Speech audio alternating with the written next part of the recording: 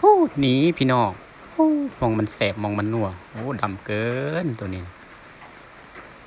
เผาจนใหม่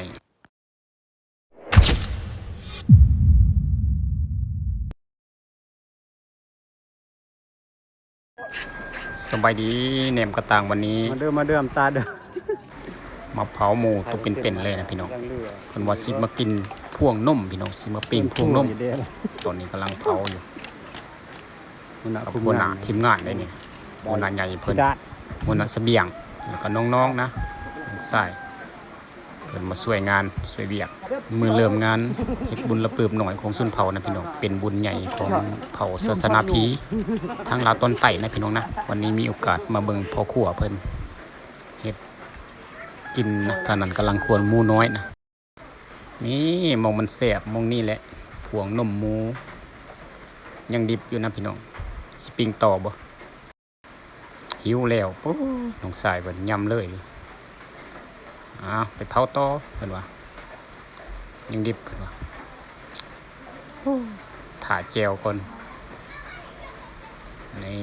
กำลังถ่าอยู่ได้คือสิเสียบคักน้องสายเพิ่นอดบ่ไหวนะขอปั่นก่อนหิวแล้วเพิ่นว่าจะได้โอ้มาแล้วสุกแล้วโอ้หมูท่านซอยมึงจับเลยน้องสายตาเพิ่นโอ้ยปลาดิโทมันเสียบๆเพิ่นว่าจังได๋โอ้เฮียโอ้บ่คักเฮียกะยาดอกแนวเสียบแบบใส่ปากโลดเพิ่นว่าปลาดิโทจะได้ไปเผาต่ออีกบ่นะนี่เสียบหลายมองนี่แหละลองคือกันได้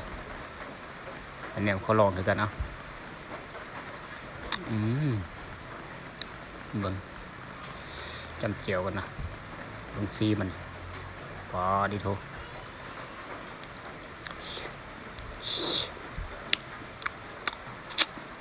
มันนะ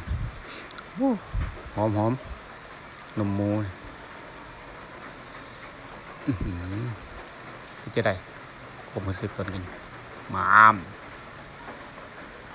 เบิดเท่านั้นเลยเพิ่นว่าสุดยอดหนูใส่เพิ่นว่าตอนนี้โอ้สมดำแท้ตัวนี้นะยังลายอยู่ได้พี่น้องโอ้กินบ่เบิดจักเถื่อเนี่ย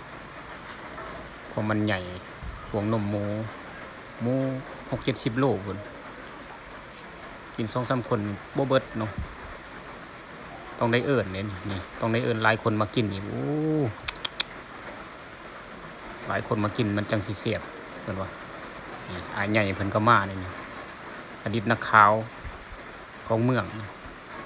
ตอนนี้เพิ่นได้ลาออกแล้วเพราะว่าตกเวียกเพิ่นว่าหาปลูกมันดีกว่าสงสัย